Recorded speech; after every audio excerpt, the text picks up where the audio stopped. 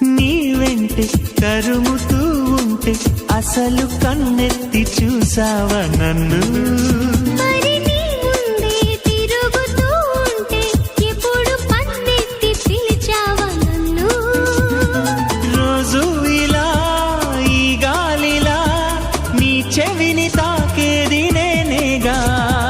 మామూలుగా మాట్లాడక ఈ గాలి గోలేంటి చిత్రంగా. కలుసుకో త్వరగా కలలు నిజమవగా.